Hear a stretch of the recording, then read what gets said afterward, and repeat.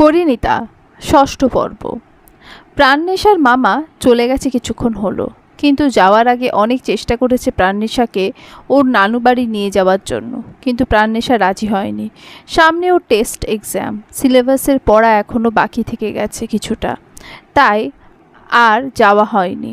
যদিও তিনি যাওয়ার আগে পই পই করে বলে গেছেন টেস্ট এক্সামের পরে যেতে হবে প্রাণনেশাকে, নিতে আসবেন তিনি। প্রাণনেশা যাতে তখন আবার অন্য এক্সকিউজ বের না করে, প্রাণনেশা সাই জানিয়েছে তাতে। দেখতে দেখতে কেটে যায় দিনগুলো। প্রাণনেশার এক্সামও অতি নিকটে চলে আসে। এই কদিন প্রাণনেশা একটুও বের হয়নি রুম থেকে, সারাক্ষণ খালি দৌড় দিয়ে পড়েছে।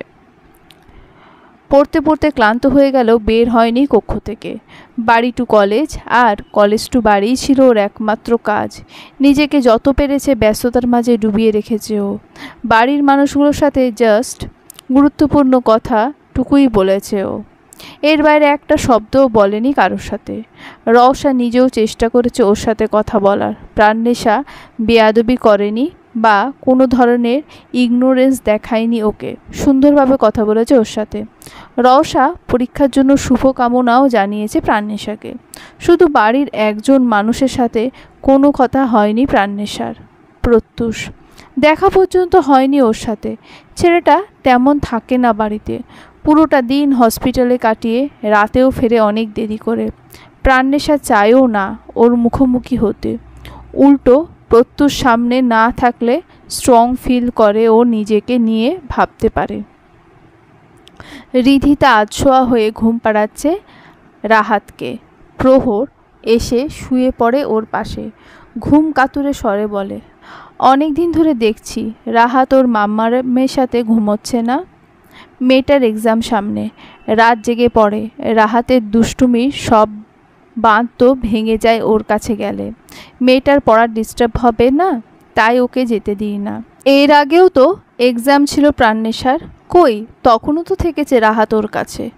প্রহর রিধিতার দিকে পাশ ফিরে শুয়ে বলল, প্রাণনেশা অনেকবার বলেছে রাহাত ওর মাঝে মাঝে ভীষণ বায়না ধরে ওর সাথে ঘুমানোর জন্য, কিন্তু আমি যেতে দিই না। রিধিতা মুখ কালো করে বলল, কেন দাও না? প্রহর কপাল কুঁচকে বলল, মেয়েটা কেমন যেন হয়ে গেছে প্রহর। এখন আর আগের মতো হাসে না, কথার ঝুড়ি নিয়েও বসে না, পুরো বাড়ি চঞ্চল পায়ে দাপিয়েও বেড়ায় না। চুপ হয়ে গেছে ও, একদম চুপ হয়ে গেছে। সাথে বাড়ির মানুষগুলোর সাথেও দূরত্ব বানিয়ে নিয়েছে। রিধিতার কণ্ঠে কষ্ট ঝরে পড়ে। বাড়ির মানুষগুলোই যে বুঝলো না ওকে, ওর থেকে ভালো থাকার কারণ কেড়ে নিয়েছে। প্রহর দীর্ঘশ্বাস ফেলে বলল। রিধিতা চুপ হয়ে যায়। প্রহর পরক্ষণে আবার বলল, হে তুমি রওশার সাথে কথা বলছো না কেন? কথা বলতে মন চায় না তাই, গা ছাড়া ভাবে বলল রিধিতা। কেন বলতে মন চায় না? আজীব, মেয়েটার তো কোনো দোষ নেই। মানছি প্রাণনেশার জন্য কনসার্ন তুমি, তাই বলে মেয়েটার সাথে এমন করবা? সবসময় মলিন মুখে একা একা বসে থাকে মেয়েটা। প্রহর হতাশ শ্বাস ফেলে বলল। রিধিতা বড় করে শ্বাস ফেলে বলল, তুমি জানো প্রহর, আমি অনেক ভালোবাসি প্রাণনেশাকে। আমি যতবার রওশার সাথে কথা বলতে যাই, আমার ভেতর থেকে একটা বাধা কাজ করে, আমি কথা বলতে পারি না। প্রত্যক্ষভাবে না হোক পরোক্ষভাবে প্রাণনেশার এই অবস্থার জন্য রওশাও দায়ী। প্রাণনেশাটা কথা বলা ছেড়ে দিয়েছে, অথচ আমার বন্ধুটা তোতা পাখির মতো কথা বলতো। ওর নীরবতা মারিয়ে আমি রওশার সাথে যে পীড়িত করতে পারি না। প্রহর, আমার দ্বারা রওশার সাথে অতি ভালো সম্পর্ক গড়া সম্ভব হবে না কোনো দিন। প্রহর চুপ করে থাকলো। রিধিতা আবার বলল, বাড়িটা কেমন জানি হয়ে গেছে, নীরবতা ছেয়ে গেছে, কারণ বাড়িটা দাপিয়ে বেড়ানো মানুষটা নিশ্চুপ হয়ে গেছে। রওশা চুপচাপ ড্রয়িং রুমের সোফায় বসে আছে। রুমের চারিদিক ঘুটঘুটে অন্ধকারে ছেয়ে আছে। রাত কটা বাজে অনুমান করা যায় না। প্রত্যুষ বাড়ি ফেরেনি আজকে। একবার কল দিয়েছিল রওশা, প্রত্যুষ ধরেনি। পরে আবার কল দেওয়ার সাহস পায়নি রওশা। রওশা দীর্ঘশ্বাস ফেলল। মালিহা বেগম ছাড়া বাড়ির একটা মানুষ ওর সাথে কথা বলে না। মনারা বেগম তো বলে দিয়েছে রওশা যাতে ওনার সাথে কথা বলতে না যায় কখনো। এখানে একা একা কি করছো তুমি? রওশা আতকে উঠল, বুকে থুতু দিয়ে সামনে তাকালো। মালিহা বেগম গম্ভীর মুখে দাঁড়িয়ে আছেন সামনে। রওশা সোফা ছেড়ে উঠে কাচুমাচু হয়ে দাঁড়ালো। মালিহা বেগম এগিয়ে আসলেন ওর কাছে, গম্ভীর স্বরে বললেন, বসো। রওশা দ্বিমত না করে বসল।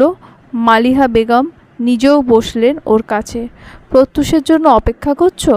আজ কেউ ফেরেনি ও, তাই না? রওশা মাথা নিচু করে। মালিহা বেগম হাসলেন এই পর্যায়ে, বললেন, তোমাদের মধ্যে এখনো স্বাভাবিক সম্পর্ক হয়নি, তাই না? রওশা মাথা নাড়ল দুপাশে। মালিহা বেগম চিন্তিত স্বরে বললেন, কিন্তু এভাবে তো জীবন চলতে পারে না রওশা। যেইভাবেই হোক না কেন প্রত্যুষের সাথে বিয়ে হয়েছে তোমার, কিন্তু সে যে ডিভোর্স দিতে চায়। রওশা কথাটা ভাঙা গলায় বলল, ডিভোর্স এত সহজ যে চাইলো আর হয়ে গেল? সময় থাকতে সব কিছু শক্ত করে ধরো। স্বামী সংসার করা এত সহজ না, অনেকটা পথ অতিক্রম করেই এখানে টিকে থাকতে হয়। রওশা ফ্যাল করে তাকালো তার শাশুড়ির দিকে। মালিহা বেগম হাত বুলিয়ে দিল ওর মাথায়, ঠান্ডা স্বরে বললেন, হয়তো তুমি আমায় স্বার্থপর ভাববে, সমস্যা আমার ছেলের, আর সাফার করতে বলছি তোমাকে। কিন্তু একজন নারী চাইলে সব কিছু করতে পারে রওশা। সৃষ্টিকর্তা নারীদেরকে সর্বোচ্চ ক্ষমতা দিয়েছে, কিন্তু সে যে ভালোবাসে প্রাণনেশাকে, আর প্রাণনেশাও আমাকে বলে দিয়েছে আমাকে সে কোনো দিন মন থেকে গ্রহণ করতে পারবে না। প্রাণনেশাও যে কষ্ট পাচ্ছে সেটা তোমার ভাবার বিষয় নয়। প্রাণনেশাকে নিয়ে ভাবার জন্য ওর মা বাবা আছে, আমরা আছি, তুমি নিজের কথা ভাবো। বলেই থামলেন মালিহা বেগম। ঢোক গিলে আবার বললেন, মনে আছে রওশা, তুমি যেদিন এই বাড়িতে এসেছিলে মা বলে ডেকেছিলে আমাকে? আমি কিভাবে একটা মেয়ের কথা ভেবে আর একটা মেয়ের সুখ বিসর্জন দিই। কেউ না থাকলেও আমি আছি রওশা, আমি আছি তোমার পাশে। আবেগে রওশা আপ্লুত হলো, শক্ত করে জড়িয়ে ধরল মালিহা বেগমকে। কাঁদতে কাঁদতে বলল, আমার যে যাওয়ার কোথাও জায়গা নেই মা।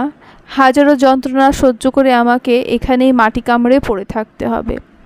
মালিহা বেগম দীর্ঘশ্বাস ফেললেন, মাথায় হাত বুলিয়ে দিয়ে বললেন, কোথাও যেতে হবে না তোমাকে, তুমি এখানেই থাকবে। মনারা বেগম খাটের সাথে হেলান দিয়ে মেঝেতে বসে আছেন চুপচাপ। একটু আগে প্রাণনেশা এক্সাম দিতে বেরিয়েছে। আজকে থেকে টেস্ট এক্সাম শুরু ওর। এমনিতেই প্রাণনেশা এক্সাম দিতে গেলে ওর সবচেয়ে বেশি চিন্তা অনুভব হয় তার, কিন্তু আজ যেন কোনো অনুভূতি হদিশ পাচ্ছেন না। কাল রাতেও স্তব্ধতা থেকে এখনও বেরিয়ে আসতে পারেননি তিনি। এক্সামের আগের রাতে টেনশনে ঘুমোতে পারে না প্রাণনেশা, তাই কাল রাতে প্রাণনেশাকে ধমক দিয়ে জোর করে ঘুম পাড়িয়ে কক্ষে ফিরছিলেন তিনি, কিন্তু ড্রয়িং রুমে আসতেই স্তব্ধ হয়ে যান। নিজের বড় বোনের মতো জায়ের মুখে এইসব কথা এখনও বিশ্বাস করতে পারছেন না তিনি। এদিকে তার মেয়েটা প্রতিনিয়ত ধুকে ধুকে মরছে, আর তিনি তার পুত্রবধূকে পরামর্শ দিচ্ছেন। পিয়াস ভূঁইয়া কক্ষে এসে স্ত্রীকে এভাবে বসে থাকতে দেখে অবাক হলেন ভীষণ। দ্রুত পায়ে এগিয়ে গেলেন তিনি, চিন্তিত কণ্ঠে বললেন, কি হয়েছে তোমার? এভাবে বসে আছো কেন? মনেরা বেগম আহত চোখে চাইলেন ওনার দিকে। পিয়াস ভূঁইয়া থতমত খেলো ওনার দৃষ্টি দেখে। বিচলিত স্বরে বললেন, এই বলবা কি হয়েছে? আমরা কি এখান থেকে চলে যেতে পারি না? মনারা বেগম কণ্ঠ খাদে নামিয়ে বললেন। পিয়াস ভূঁইয়া হতভম্ব হয়ে বললেন, চলে যাব মানে? কোথায় যাব? এই বাড়িটা ছেড়ে চলে যাব। পিয়াস ভূঁইয়া আতকে উঠলেন, হড়বড় করে বললেন, পাগল হয়েছ? কোথায় যাব এই বাড়ি ছেড়ে? কেন যাব?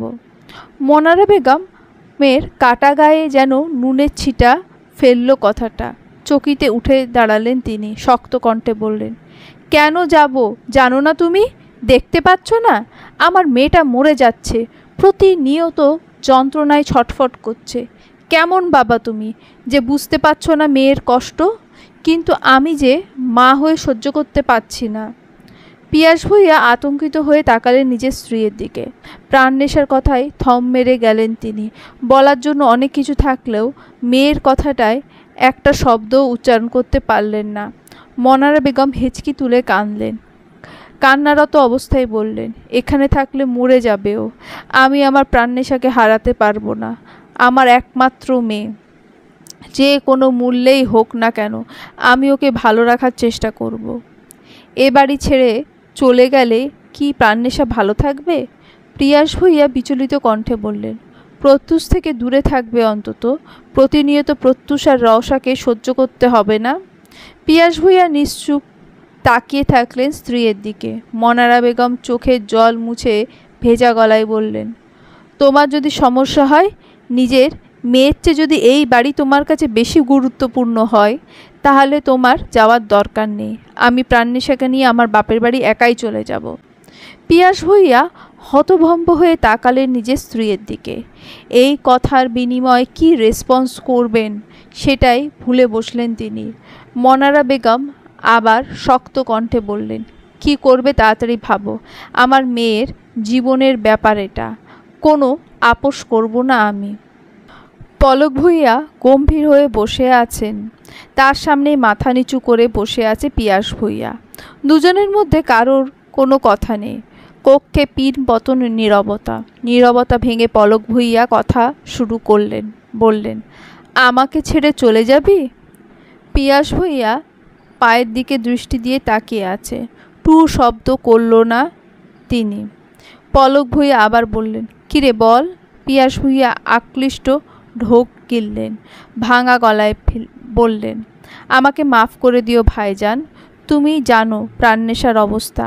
আমার মেয়েটা কথা বলা ছেড়ে দিয়েছে। কোনো দিন আমার সাথে ভালো করে দুটো কথা বলেছে, সেটাও ভুলে গেছি। আমার বাচ্চাটার এই অবস্থা সহ্য করতে পারছি না আমি। শাস্তি দিচ্ছিস?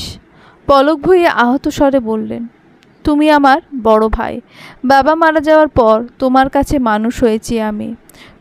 তোমাকে শাস্তি দেওয়ার শক্তি নেই আমার। তুই শাস্তিই দিচ্ছিস আমাকে। ভুল যখন করেছি, ভুলের মাসুল তো দিতেই হবে।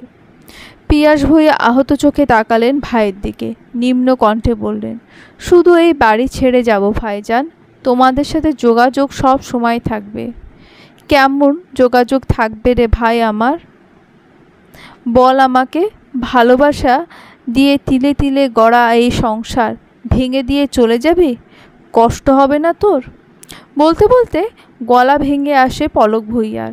পিয়াস ভূঁইয়া ম্লান হাসলেন, বললেন, জানো ভাইজান, প্রাণনেশাকে আমি আমার জীবনে সবচেয়ে বেশি ভালোবাসি, প্রিয়মের চেয়েও বেশি।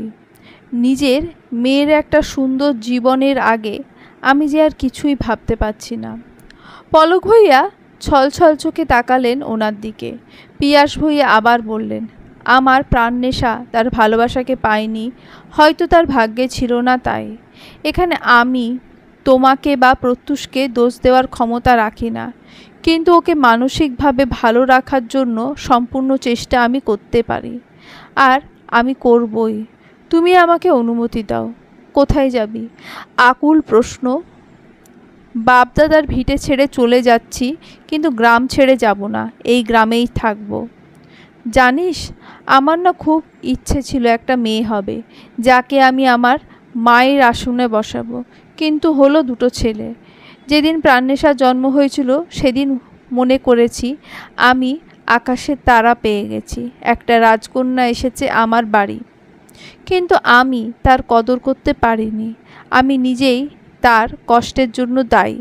সে আমাকে ছেড়ে চলে যাবে এটা আমি কখনোই ভাবতে পারিনি। আমার একটা ভেবেও কষ্ট হতো যে একদিন ওর বিয়ে হয়ে যাবে, কিন্তু সুযোগ ছিল রে। আমি চাইলেই তাকে সারা জীবন নিজের কাছে রেখে দিতে পারতাম, কিন্তু আমি সেই সুযোগ হারিয়ে ফেলেছি নিজের দোষেই।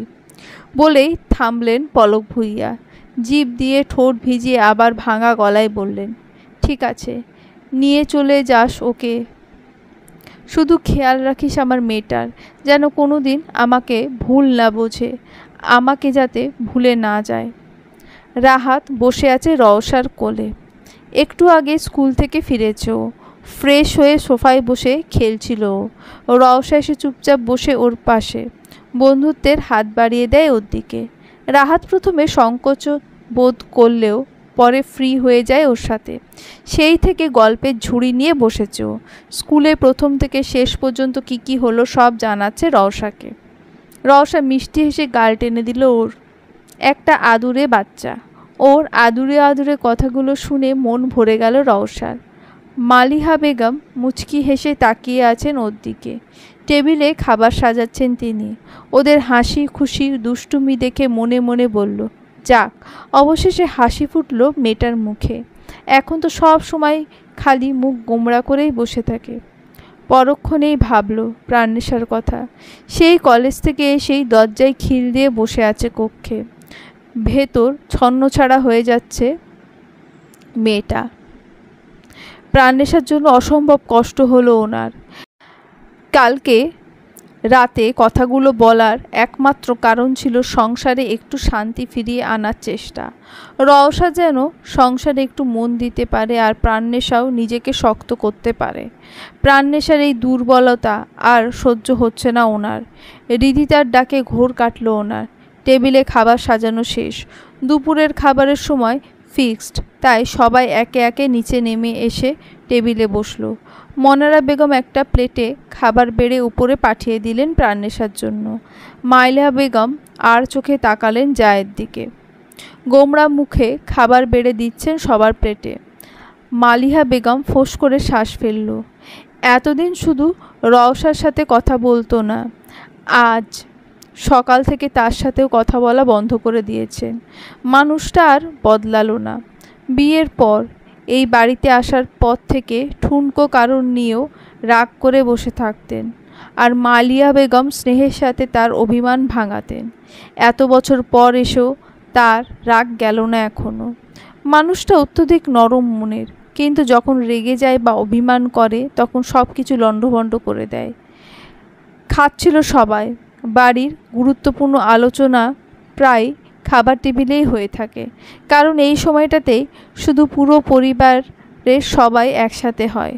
পলক ভূঁইয়া খাওয়ার মাঝখানে পিয়াস ভূঁইয়াকে উদ্দেশ্য করে বললেন, কখন থেকে কাজ শুরু করবে বলে ভাবলে? আজ থেকেই শুরু করলে ভালো হয়। প্রাণনেশার এইচএসসির আগে চলে যেতে পারলে সুবিধা। নতুন জায়গায় মন বসাতে সময় লাগবে। ঠিক আছে, বিকেলেই তাহলে কনস্ট্রাকশনের জন্য লোক ডেকে নি। প্রহর ভ্রু কুচকে তাকালো বাপ চাচার দিকে। কী নিয়ে কথা হচ্ছে বুঝতে না পেরে জিজ্ঞেস করলো, কিসের কাজ বাবা? রাস্তার অপোজিটে যে জায়গাটা আছে ওটা তো আমাদের, বাড়ি হবে ওখানে। বাড়ি কেন হবে আবার? ওটা না গার্ডেন হিসেবে এমনি থাকার কথা ছিল? হ্যাঁ, কথা তো ছিল, কিন্তু এখন ওই প্ল্যানটা ক্যান্সেল। তোমার চাচুর ইচ্ছে ওখানে বাড়ি হবে, আর তোমার চাচুরা চলে যাবে ওখানে। প্রহর পিটপিট করে চাইল নিজের বাবার দিকে। অবুঝ গলায় বলল, চাচুরা ওখানে থাকবে মানে? মানে ওখানে চলে যাব আমরা, বাড়ি বানানো হবে ওখানে, ওখানেই থাকবো। পিয়াস ভূঁইয়া ম্লান হেসে বললেন। প্রহর হাঁ করে তাকিয়ে থাকলো নিজের চাচার দিকে। বুঝতে সময় নিল কিছুটা। মালিয়া বেগম হতভম্ব হয়ে বললেন, কি হচ্ছে আমাকে বলবে কেউ? তোমরা চলে যাবে মানে কি? ভাবি, প্রাণনেশার একটা মেন্টাল স্পেসের দরকার। যেভাবে নিজেকে গুটিয়ে নিয়েছে তাতে অসুস্থ হয়ে পড়বেও। এমনিতেই ডিপ্রেশনে ভুগছে, এবার একটু শান্তি প্রয়োজন ওর। একজন বাবা হয়ে নিজের মেয়ের ভালো থাকার চিন্তা তো আমি করতেই পারি, তাই না? টেবিলে বসা সবার মুখের খাওয়া থেমে যায়। কিংকর্তব্য বিমূঢ় হয়ে তাকালো সবাই। মালিহা বেগম নিমজ্জিত স্বরে বললেন, কি বলছো এসব? আমাদেরকে ছেড়ে চলে যাবে? পরিবার ভেঙে দেবে ভাই? পরিবার ভাঙবো কেন? রাস্তা পার হয়েই তো জায়গাটা। যখন ইচ্ছা তোমরা চলে যাবে, আমাদের যখন ইচ্ছা আমরা চলে আসব। শুধু একটু দূরত্বর দরকার। আমার একজন কাছের মানুষকে বাঁচানোর জন্য একটু দূরত্ব প্রয়োজন ভাবি। কি বলো তো? যেখানে মন ভেঙে যায় সেখানে পরিবার ভাঙন কিছুই না। তবুও তো আমরা শুধু চলে যাচ্ছি, পরিবার ভাঙছি না। মালিহা বেগম ঢোক গিললেন। আবার কিছু বলতে যাবেন তার আগে পলক ভুইয়া গম্ভীর স্বরে বললেন, এটা নিয়ে আজ যেন কোনো কথা না হয়। ডিসিশন হয়ে গেছে, আর কেউ কিছু বলবে না। একটা ঘোরের মধ্যেই কাটল সময়টা। আজ আর কেউই ভালোভাবে খেতে পারল না। সবার মনে একটা সূচলো যন্ত্রণা, সংসার ভাঙার হাহাকার। সন্ধ্যায় বাড়ি ফিরল প্রত্যুষ। ক্লান্ত পায়ে এসে ড্রয়িং রুমের সোফায় বসল। আশেপাশে তাকিয়ে দেখল বাড়ির একটা মানুষও নেই এখানে। অন্ধকার আর আলোয় মিলেমিশে ভুতুড়ে বাড়ি মনে হচ্ছে। লাইটও দেওয়া নেই। এমন একটা অবস্থা যেন এই বাড়িতে অনেক দিন ধরে কেউ থাকে না। ফোঁস করে শ্বাস ফেলল ও। পরনের শার্টের দুটো বোতাম টেনে খুলল। পায়ের জুতো খুলতে খুলতে কেউ একজন পানির গ্লাস ধরল ওর সামনে। প্রত্যুষ মাথা তুলে তাকালো। প্রহর ছোট ছোট চোখে তাকিয়ে গ্লাস ধরে আছে ওর সামনে। প্রত্যুষ ওর হাত থেকে গ্লাস নিল। এক ঢোকে পুরো গ্লাসের পানি শেষ করলো। প্রহর গিয়ে ড্রয়িং রুমের লাইট জ্বালিয়ে দেয়। ধপ করে এসে বসলো প্রত্যুষের পাশে। প্রত্যুষ টেডি হাসল, বলল, বা ছোট ভাইয়ের সেবা করছো দেখি। বাড়ি ফিরলে কখন? যায়নি আজকে। প্রত্যুষ ঠোঁট গোল করে ও বোঝালো। বলল, এত নীরবতা কেন চারিদিকে? লাইটটা পর্যন্ত জ্বালায়নি কেউ। বাড়ির অন্য সবাই কোথায়? আছে সবাই নিজের রুমে। এখন আর কেউ বের হয় না রুম থেকে। প্রত্যুষ দীর্ঘশ্বাস ফেলে মাথা রাখল সোফায়। প্রহর ম্লান গলায় বলল, অনেক দিন ধরে চায়ের আড্ডা হয় না। বাড়ির মানুষগুলোর সাথে কেমন যেন দূরত্ব হয়ে গেছে, তাই না ভাই? ভালোবাসাগুলো কেমন যেন ফিকে হয়ে গেছে। আগে বাড়ি ফিরলে দেখতাম সবাই এখানে বসে কুণ্ডলি পাকিয়ে গল্প করছে। এখন আর সেই দৃশ্য দেখা যায় না। প্রহর কাট কাট কণ্ঠে বলল, নিজেরাই শেষ করেছি সব কিছু। আজকের মতো বিশ্রী দিন আর না আসুক। কেন, কি হয়েছে আজকে? প্রত্যুষ ভ্রু কুঁচকে বলল, জানিস না তুই? না। প্রত্যুষ মাথা নেড়ে বলল, জানবি কি করে? থাকিস নাকি বাড়িতে তুই? কালকেও বাড়ি ফিরিসনি। কোথায় ছিলি? হসপিটালে ছিলাম। আর কোথায়? নিজের ডিউটি শেষ হলে আরেকজনের ডিউটি সহ মাথায় নিয়ে বসে থাকি। তারপরও বাড়ি ফিরি না। দম বন্ধ লাগে আমার। এই বাড়ি থেকে দূরে থাকলে একটু ভালোভাবে নিঃশ্বাস নিতে পারি। খুব তাড়াতাড়ি এই বাড়ি ছেড়ে যাব আমি। তুইও বাড়ি ছাড়বি? কোথায় যাবি? ভিসাটা হোক, তারপরে বলবো নে তোমাকে। বাহ, এই বাড়িটার ওপর জিনের আসর পড়েছে আই থিঙ্ক। সবাই খালি বাড়ি ছেড়ে চলে যেতে চাইছে। প্রহর হতাশ গলায় বলল, আর কে যাচ্ছে বাড়ি ছেড়ে? প্রহর ভ্রু কুঁচকে তাকালো।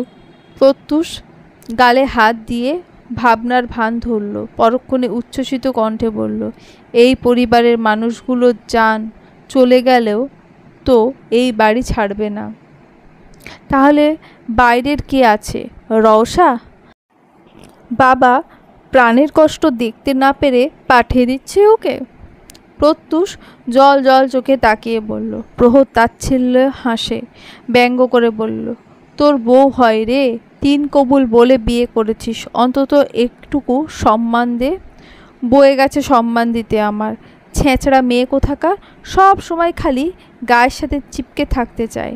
মেয়েটার জ্বালে নিজের রুমে থাকতে পর্যন্ত অস্বস্তি হয়, আবার নাকি সম্মান দেব?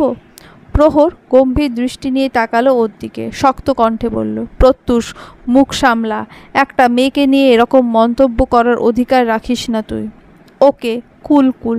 হাইপার কেন হয়ে যাচ্ছ তুমি? আচ্ছা বাদ দাও এ কথা। কে বাড়ি ছেড়ে যাচ্ছে ওইটা বলো। প্রহরের মুখে আধার নেমে আসে।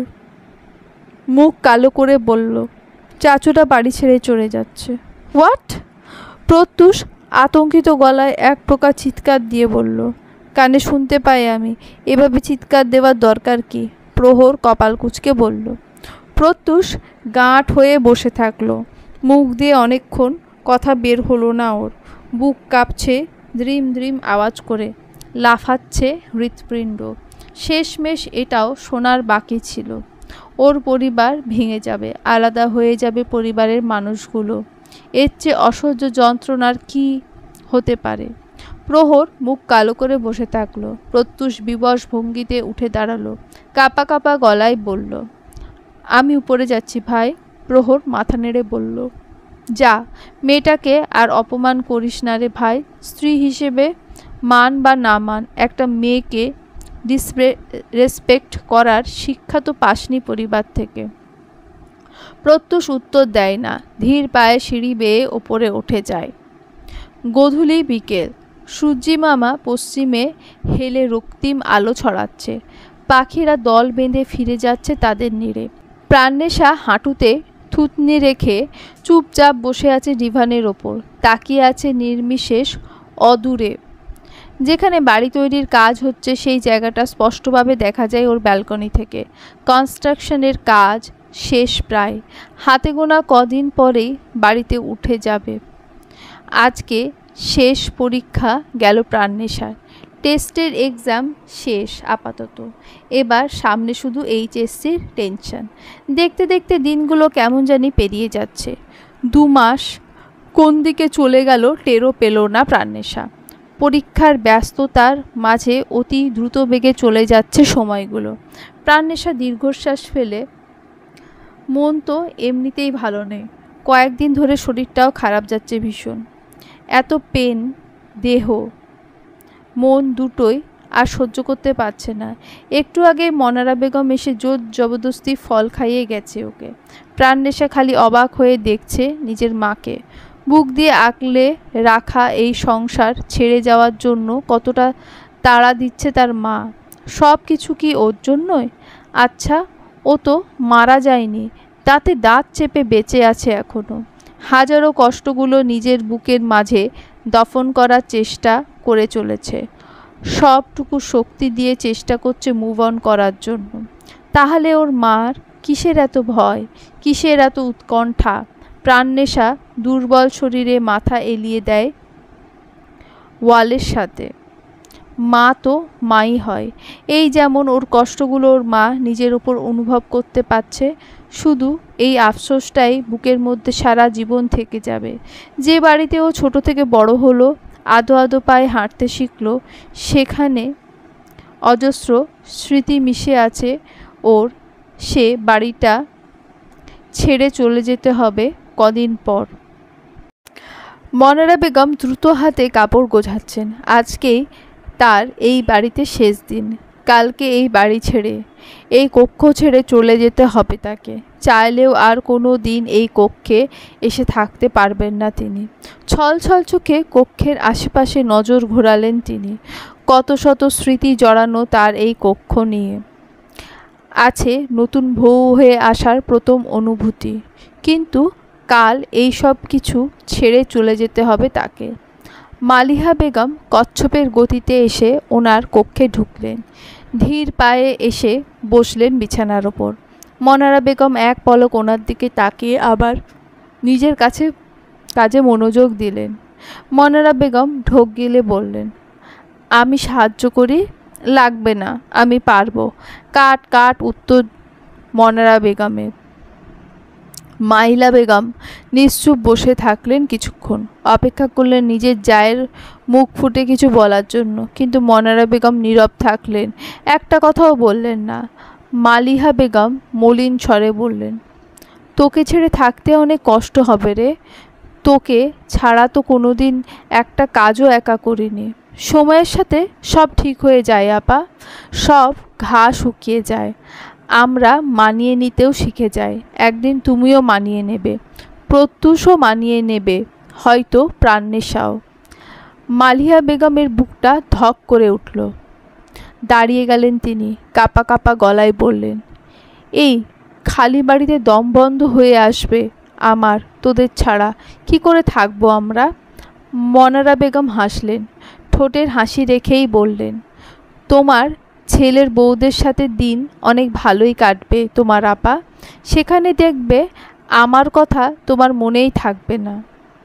প্রাণনেশা প্রিয়মের কথা তো বাদই দিলাম, কেন এমন স্বার্থপরের মতো কথা বলছিস তুই?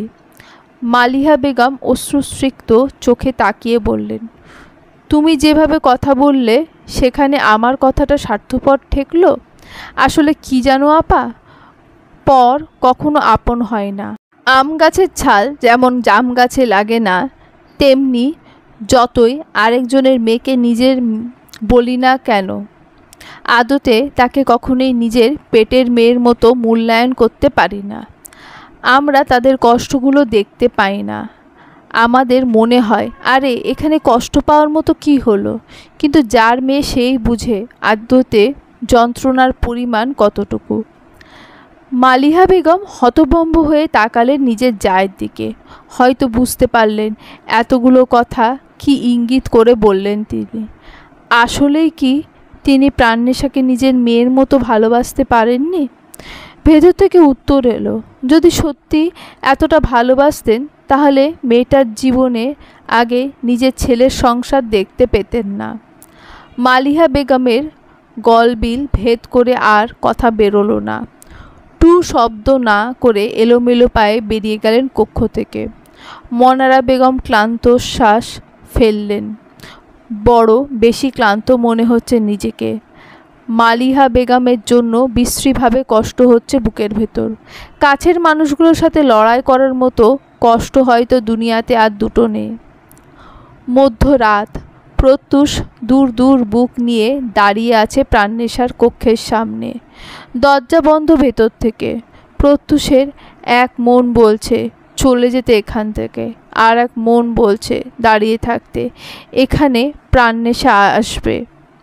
পরক্ষণে ভাবল, কেন আসবে প্রাণনেশা? এত রাতে নিশ্চয়ই ঘুমিয়ে গেছে প্রাণনেশা, এখনও নিশ্চয়ই জেগে নেই।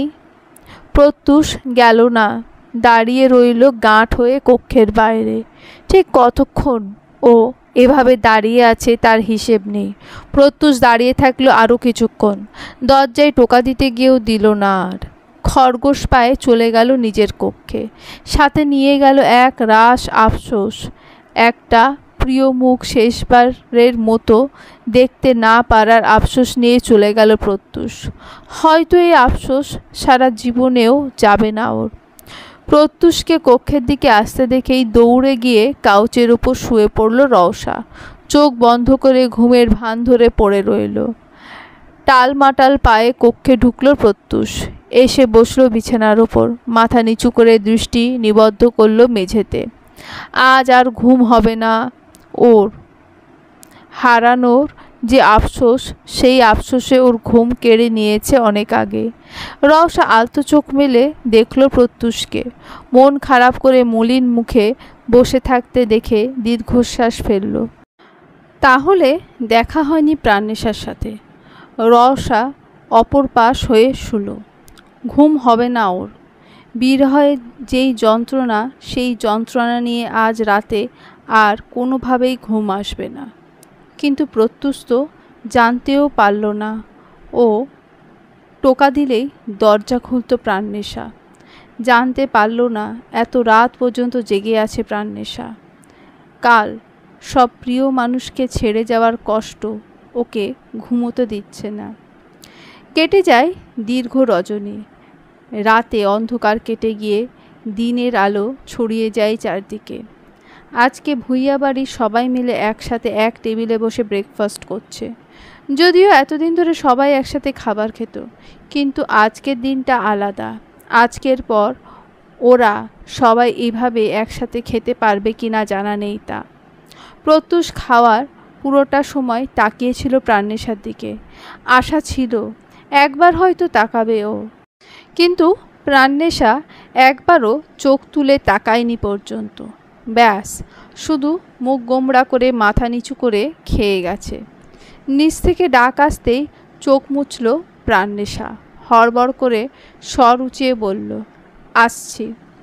প্রাণনেশা জড়িয়ে ধরে সিন্ড্রেলা ডলটাকে নিজের সাথে পারলে বুকের ভেতর ঢুকিয়ে ফেলে। হিচকি তুলে কাঁদতে কাঁদতে বলল, আমার খুব কষ্ট হচ্ছে রে সিন্ড্রেলা। এমন কেন হলো বলতো? তুই যেমন শেষ পর্যন্ত তোর রাজপুত্রকে পেয়েছিলি, আমি কেন পেলাম না? আমার ভালোবাসা তো তোর থেকে কম ছিল না রে সিন্ড্রেলা। হাত দিয়ে মুখ ঢেকে কান্না আটকানোর চেষ্টা করলো প্রাণনেশা, নিজের কান্নার শব্দগুলো চার দেওয়ালের মধ্যে নিবদ্ধ করার প্রয়াস চালালো। আশেপাশে নজর বুলিয়ে শেষবারের মতো দেখে নিল নিজের কক্ষটা। সিন্ড্রেলা পুতুলটাকে যত্ন করে ঢোকালো ব্যাগের ভেতর। মানুষটা তো আর নিজের হলো না, অন্তত তার স্মৃতিটুকুই না হয় সারা জীবন রেখে দিল নিজের কাছে। প্রাণনেশা ব্যাগটা কাঁধে নিয়ে বের হলো কক্ষ থেকে। কক্ষের বাইরে থেকে আরেকবার চোখ বুলিয়ে নিল কক্ষটা। প্রাণনেশার এখনও মনে আছে কক্ষটা নিয়ে প্রত্যুষ আর ওর মাঝে ঝগড়া লেগেছিল ভীষণ। 3 তলায় পুরো এরিয়া জুড়ে শুধু 2টো রুম বানানো হয়েছিল। 2 রুমের মধ্যে এই রুমটা ছিল সবচেয়ে বড় আর একদম কর্নারের, একেবারে নিরিবিলি, আর ব্যালকনিতে দাঁড়ালে রাস্তাসহ অপর পাশের সব কিছু দেখা যায়। সেই সুবাদে এটা নিয়ে ঝগড়া বেঁধেছিল দুজনের মধ্যে, কিন্তু পলক ভূঁইয়া রুমটা ওকেই দিয়েছিলেন আর প্রত্যুষকে অন্য রুমটা। একমাত্র ভাতিজির আবদার ফেলতে পারেননি তিনি। দীর্ঘশ্বাস ফেলল প্রাণনেশা। আচ্ছা, প্রাণনেশা যদি আগে ভাগে প্রত্যুষকে আবদার করত তার বড় বাবার কাছে, তাহলে তিনি নিশ্চয়ই প্রত্যুষকে দিয়ে দিতেন ওকে। কিন্তু এখন সে আবদার করা যে পাপ। ইস, কেন ও এতটা দেরি করে ফেললো বলতে? এই ছোট জীবনে এত সহস্র আফসোস কোথায় রাখবে ও? যেদিন প্রাণনেশা কক্ষটা পেল, প্রত্যুষ সেদিন রেগে বলেছিল ওকে কক্ষটা ওর কাছ থেকে নিয়েই ছাড়বে। মানুষটা কটাক্ষ না নিলেও নিজেকে কেড়ে নিল ওর কাছ থেকে। প্রাণনেশা দরজা বন্ধ করে দেয় বাইরে থেকে, ক্ষণকাল দাঁড়িয়ে থেকে হাঁটা দেয়, মাথা নিচু করে হেঁটে প্রত্যুষের কক্ষ ছাড়িয়ে নিচে নেমে যায়। প্রাণনেশা ধীর পায়ে সিঁড়ি বেয়ে নিচে নামে। রিধিতা এসে শক্ত করে জড়িয়ে ধরল ওকে। কাঁদতে কাঁদতে চোখ মুখ ফুলিয়ে ফেলেছে মেয়েটা। প্রাণনেশা ওর দিকে তাকিয়ে ম্লান হাসল। আজকে মান অভিমান সব ভুলে সবাই কাঁদলেও প্রাণনেশা ছিল একদম নিশ্চুপ, জাস্ট পাথরের মতো দাঁড়িয়েছিল মেয়েটা। প্রত্যুষ নির্বিশেষে তাকিয়েছিল ওর দিকে। একটু আশা, একটু প্রাণনেশা কথা বলবে, কিন্তু বলেনিও। শুধু প্রত্যুষের সাথেই নয়, বাড়ির একটা সদস্যের সাথেও কথা বলেনি ও। যখনই বাড়ির বাইরে পা রাখতে যাবে, পেছন থেকে রাহাতের ডাকে পা থেমে যায় প্রাণনেশার। পেছনে ফিরে তাকালেও ও রাহাত সিঁড়ি থেকে দৌড়ে আসলো ওর কাছে। প্রাণনেশা হাঁটু মুড়ে বসলো ওর সামনে। ঘুমাচ্ছন্ন স্বরে রাহাত বলল, মাম্মাম, কোথায় যাচ্ছ তুমি? প্রাণনেশা হাত বুলিয়ে দিল ওর চোখে মুখে। ম্লান হেসে বলল, চলে যাচ্ছি পাপা। আমাকে নেবে না? শিশুসুলভ কণ্ঠে প্রশ্ন করল রাহাত। প্রাণনেশার বুক ভেঙে আসে। এতক্ষণে জমিয়ে রাখা কান্নাগুলো রাহাতের মিষ্টি কথায় অসহায় চিত্তে বেরিয়ে আসতে চায়। প্রাণনেশা শক্ত করে জড়িয়ে ধরে ওকে, ভাঙা গলায় বলল, কেন নিয়ে যাব না? তোমার যখন মন চাইবে চলে আসবে আমার কাছে, কেমন? রাহাত তার অভূত স্বরে বলল, তুমি কি এখানে আর থাকবে না মাম্মা? প্রাণনেশা ঝরঝর করে কেঁদে দিল। রাহাতের উত্তর নেই ওর কাছে। এতক্ষণ পরিবারের প্রতিটা সদস্যের কাছে পাথর বনে থাকলেও এই ছোট্ট প্রাণটার কথাগুলো গলিয়ে দিল ওকে। রাহাত ভয় পেল প্রাণনেশাকে কাঁদতে দেখে। প্রাণনেশা চোখ মুছে ছাড়ল ওকে। রাহাত ছোট ছোট হাতে ও থুতনি ধরে বলল, কাঁদছো কেন মাম্মাম? কে বকেছে তোমাকে? প্রাণনেশা মাথা নুইয়ে দুপাশে মাথা নাড়ালো, বলল, কেউ বকেনি পাপা। ব্যাস, তোমার কথা মনে পড়বে অনেক।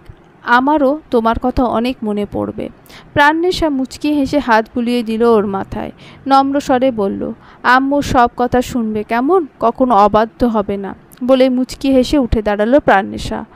আগাতে যাবে তার আগেই টান পড়ল ওর ওড়নায়। রাহাত মুষ্টিবদ্ধ করে ধরল ওর ওড়না।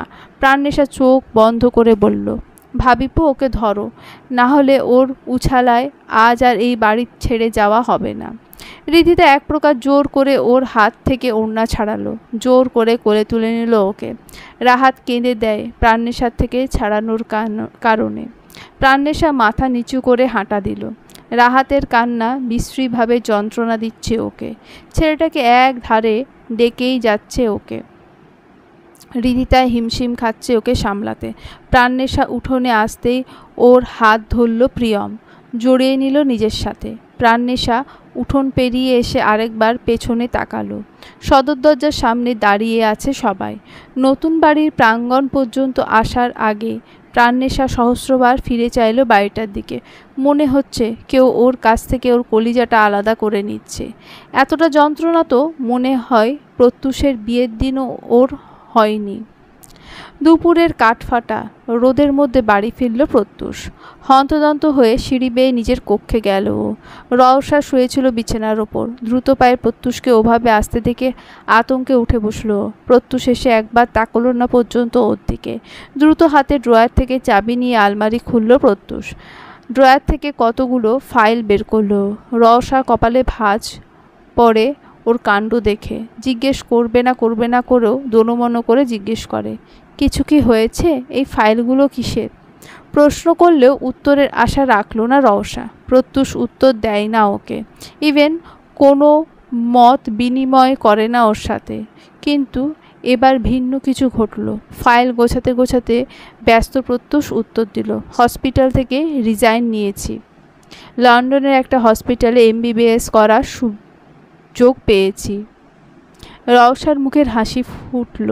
মনের আনন্দে চোখ মুখে প্রকাশ পেল। ওর উজ্জ্বল কণ্ঠে বলল, কংগ্র্যাচুলেশন। প্রত্যুষ ওর দিকে না তাকিয়েই বলল, থ্যাঙ্কস। এইটুকুতেই হাসি ফুটে রওশার মুখে। পরক্ষণে হাসি গায়েব হয়ে যায় ওর।